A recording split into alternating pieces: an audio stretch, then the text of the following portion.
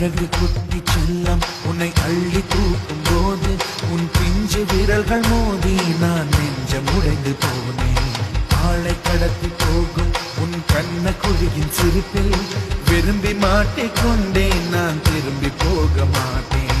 அம்முனி என் பொம்முனி, மம்முனி என் மின்மினி, உனக்கு தெரிந்த மொழியிலே எனக்கு பேச